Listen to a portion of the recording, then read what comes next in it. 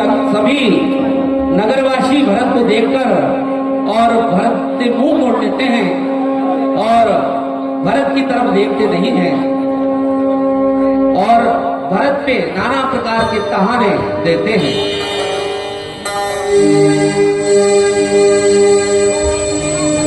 भाई शत्रु,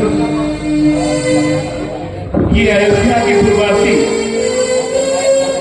जो हम पर अपार स्नेह रखते थे, आज सबका मुखमंडल उदास है और ये सब हमें देखकर इस प्रकार से मुंह मोड़ रहे हैं जैसे इनसे हमारा कभी कोई नाता, कोई संबंध ही ना रहा हो। हे शत्रु, मेरे भाई, मेरा मन आपका व्यथित है। पूरी जन्मी लगिना, पूरी जन्मी लगिना का यही कछु गवाई जरा बगी जाए। भरत कुशल पूछी न सकई, भय विषाद मन माही। शत्रु भैया, हमेशा शांत रहने वाला मेरा मन आज बड़ा व्यथित है। चलिए हम शीघ्र ही महारानी कैकेयी के महल की ओर चलते हैं। आइए शत्रु। और अशोक मालवीय जी की तरफ से 51 रुपए का पुरस्कार भरत जी के पाठ पर प्रसन्न होकर दिया जाता है। श्रुति सुन के कई नंदिनी, हरि धीर विकुली जलि रुघु चंदिनी। सभी आरती मुदिति उठी ढाई, द्वार ही भेंट भवन नैया। अरे महारानी, अरे भरतलाल आ रहे हैं। अगर मैंने सुना है तो भरतलाल जी आ रहे हैं। महारानी रू, कहाँ तैयारी करो, भरतलाल का आरती करेंगे। करो तैयारी महारानी रू। तो कहाँ मंथरा? हाँ, मेरा भरत आ रहा है। भरत आ रहे हैं। मंथरा, भरतलाल आ रहे हैं। एक काम कर मंथरा, तू मुख्य द्वार पर जाकर खड़ी हो जा और भरत जैसे ही आए तो उसको शीघ्र मेरे सामने लेके आना, शीघ्र मेरे कक्ष में लेके आना मंथरा। के कई हर्षित एहि भांति, मन भूदित दवे लाई फिराती। 50 रुपए की राशि भरत जी के पाठ पर प्रसन्न होकर आदरणीय राजू श्रीवास्तव जी की तरफ से प्रदान की जाती है। भगवान उनकी सभी मनोकामनाएं पूरी करें। सुत ही सोची देखी बने मारे, पूछती ने हरि कुशल हमारे। चलो राज, चलो चलो चलो, महारानी जी बुला रही हैं, आपको याद करेंगे। चलो चलो चलो। भरतलाल आ गए, भरतलाल आ गए, भरतलाल आ गए, भरतलाल आ गए, भरतलाल आ गए।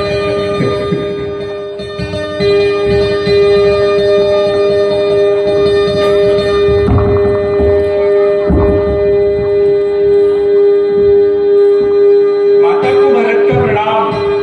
आयुष्मान पुत्र। हे माँ, ये अभागा भरत आज क्या देखता है? हे माँ, आपने आज ये किस प्रकार के वस्त्र धारण किए हुए हैं माँ?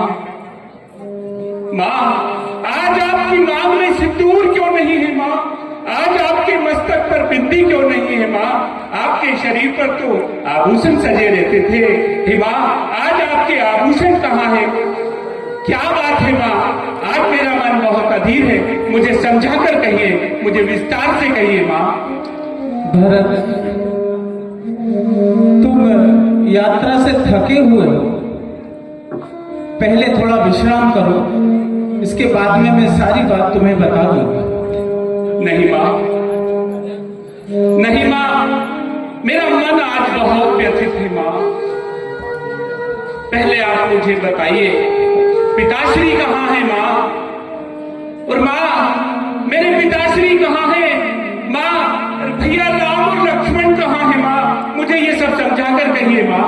100 रुपए की राशि राजेंद्र सिंह जी राजपूत की तरफ से भरत जी के पाठ पर प्रसन्न होकर दी जाती है। भगवान उनकी सभी मनोकामनाएं पूरी करें। भरत दीवान सिंह जी मीणा की तरफ से 100 रुपए की राशि भरत जी के पाठ पर प्रसन्न होकर दी जाती है। भगवान उनकी सभी मनोकामनाएं पूरी करें। माँ शीघ्र बताइए, मेरा मन आज काफी व्यथित है माँ। भरत, जो इस संसार में आता है तो एक न एक दिन उसे इस शरीर को त्याग कर जाना ही पड़ता है। पुत्र, तुम्हारे पिताश्री भी इस शरीर को, इस देह को त्याग कर स्वर्ग लोक सिधार गए हैं। पुत्र, जो पद बड़े बड़े ऋषि मुनियों को बड़ी ही तपस्या से प्राप्त होता है, वो पद आज तुम्हारे पिताश्री को प्रदान हुआ है। पुत्र,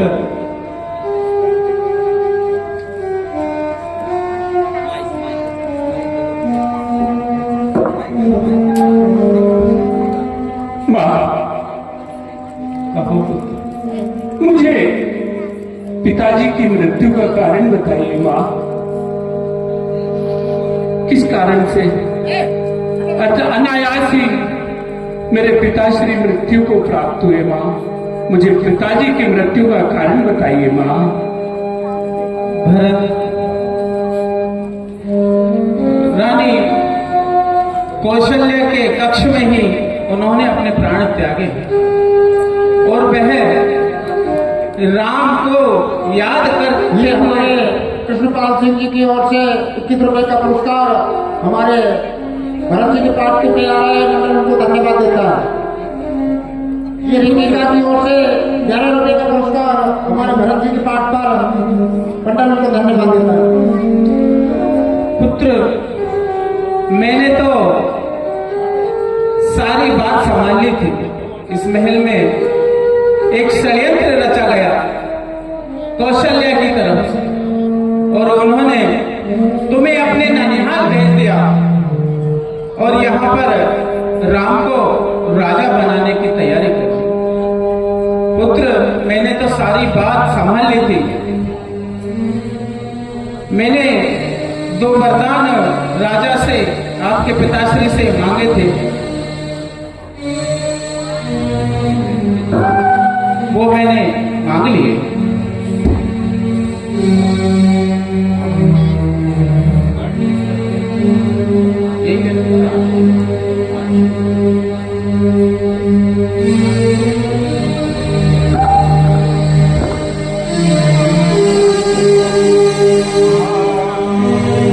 माता,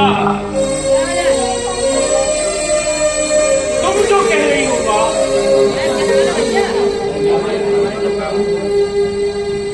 माँ तुम जो कह रही हो इस पे भरत को विश्वास नहीं हो रहा है माँ। मेरा मन ये कहता है कि मेरे जाने के उपरांत इस अयोध्या के महल में जरूर कोई ना कोई षड्यंत्र हुआ है माँ। मेरा मन इस बात को राजी नहीं है माँ। जरूर कोई षड्यंत्र हुआ होगा माँ। पहले मेरी जिम्मेदारी अब ये है कि मैं उस षड्यंत्रकारी का और उस षड्यंत्र को पता करूं और उसके बाद उस षड्यंत्र रचने वाले को मृत्यु दंड दूं मां। मुझे ये बात विश्वास नहीं हो रहा है। भरत, मृत्यु दंड अगर देना ही है तो मुझे दो।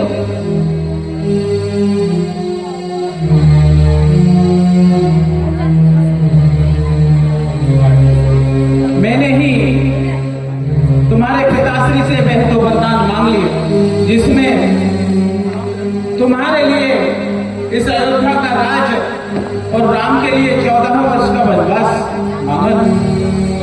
पुत्र, कौन ऐसी मां होगी जो अपने पुत्र को ऊंचाइयों पर ना देखना चाहे, उसका भला ना चाहे। पुत्र, मैंने तुम्हारे लिए इस अयोध्या का राज मांग लिया और राम के लिए 14 वर्षों का वनवास। ये बसंतलाल अहमदाबाद की ओर से 21 रुपये का पुरस्कार हमारे भारत साहब के साथ कर आता है, मंडल को धन्यवाद देता है। तुमने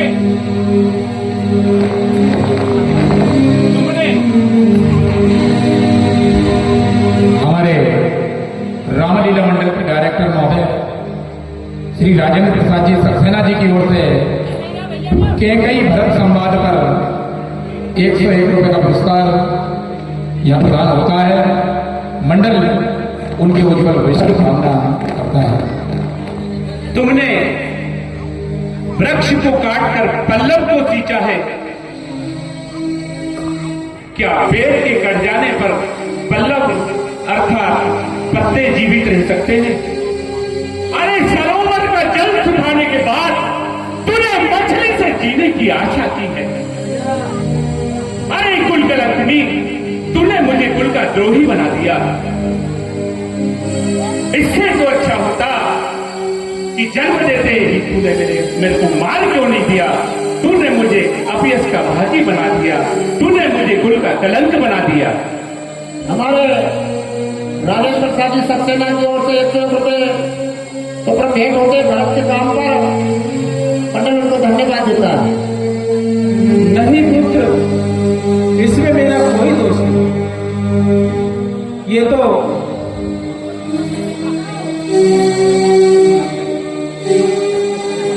जो होना होता है वही होता है। अरे मैंने तो अपने पुत्र के लिए राज मांगा था। मूर्ख, और तू मुझे ही समझा रहा है, मुझे ही डांट रहा है। तू बता, इस संसार में कौन ऐसी माता है जो अपने पुत्र के लिए सब कुछ नहीं कर सकती? अरे तेरे जाने के बाद में कितना बड़ा षड्यंत्र रचा गया इस अयोध्या में, और मैंने तेरे लिए कितना त्याग किया है।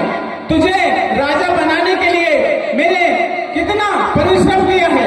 इसमें अगर तुम्हारे पिता सिधार गए तो पुत्र मेरी इसमें कोई त्रुटि नहीं है। कुलघातिनी, कुल कलंकिनी, तुमने अयोध्या का सर्वनाश कर दिया। तुमने अयोध्या के उपवन को उजाड़ कर उसे नष्ट कर दिया। अरे वो राम भैया, जिनसे मनुष्य तो क्या पशु पक्षी भी जिनसे स्नेह करते हैं, उन्हें तुमने वन में भेज दिया।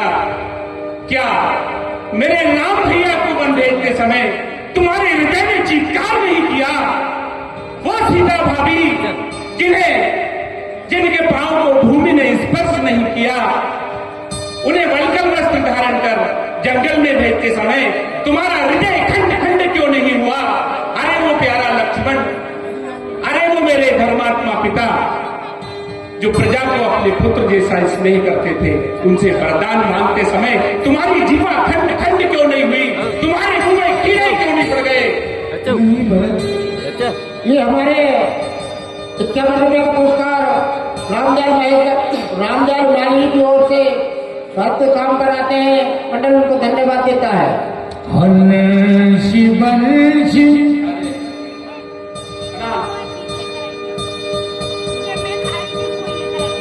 और सुनो मां, हंस वंश रघुवंश मणि, हंस वंश रघुवंश मणि, राम लखन से भाई, जननी तू जननी भई, विधिसन कछु न बचाई। हे विधाता, इस अभागे भरत का दुर्भाग्य को देखिए। मुझे राम सरीसा भाई मिला, धर्मात्मा दशरथ सरीखे मुझे पिता मिले, और कौशल्या जैसी मुझे माता मिली, और सीता जैसी भाभी मिली। पर हे विधाता, तुम्हारी करनी के आगे किसी का कोई दोष नहीं। मुझे कुल कलंकनी माता केकई के पौध से तुमने जन्म दिया। ये भरत का दुर्भाग्य है और अयोध्या का दुर्भाग्य है। माता तुम मेरी माता हो, क्या तुम ही माता मेरी, क्या तुम्ही सूर्यकुल की रानी, क्या तुम्हें जन्मदाता है। ये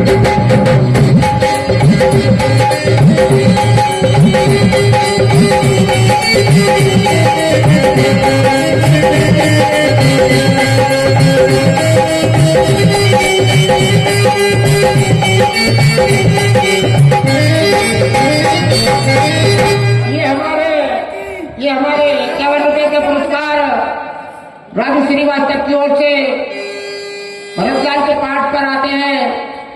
मंडल उनको धन्यवाद देता है। हे विधाता, ये भरत का कैसा दुर्भाग्य है। हे विधाता, तुमने मुझे कैकेयी की कोख से जन्म क्यों दिया। हे विधाता, आपके विधान के आगे किसी का कोई बस नहीं। तुमने मुझे कुल का कलंक बना दिया। तुमने मुझे कैकेयी की कोख से जन्म क्यों दिया। ये हमारे नगीराबाद सरपंच नरेंद्र प्रसाद की ओर से 100 रुपए का पुरस्कार आता है। भरत के काम पर मंडल उनको धन्यवाद देता है। ये हमीर सिंह की शहर की ओर से 51 रुपए का पुरस्कार आता है। भरत के काम पर मंडल उनको धन्यवाद देता है। तुमने मुझे कुल का कलंक बना दिया। तुमने मुझे रघुकुल में पाप का भागी बना दिया। हे विधाता, ये आपका कैसा विधान है। सुनो, कुलनाथनी, कुल कलंकिनी, भैया राम को वनवास मांगते समय तुम्हारी जिह्वा खट खट क्यों नहीं हुई। तुम्हारे मुंह में कीड़े क्यों नहीं पड़ गए। और सुनो, आज के बाद ये भरत कभी तुम्हारा मुंह नहीं देखेगा। आज के बाद ये भरत तुम्हें कभी मां नहीं बोलेगा। बस सारा संसार सुन ले। मैं आज अपनी माता कैकेयी का त्याग करता हूं। मैं अपनी माता को आज के बाद कभी मां कहकर संबोधित नहीं करूंगा।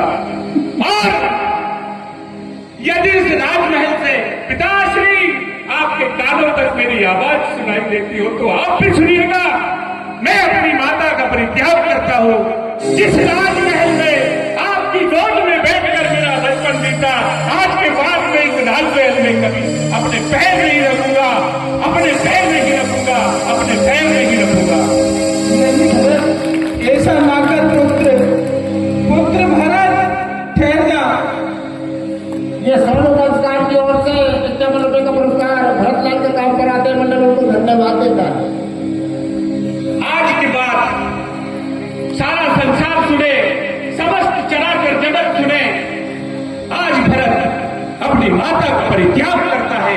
आज के बाद में महारानी कैकेयी को अपना मुंह नहीं दिखाऊंगा और मैं कभी उसे मां कहकर इन्हें संबोधित नहीं करूंगा। भरत, ऐसा ना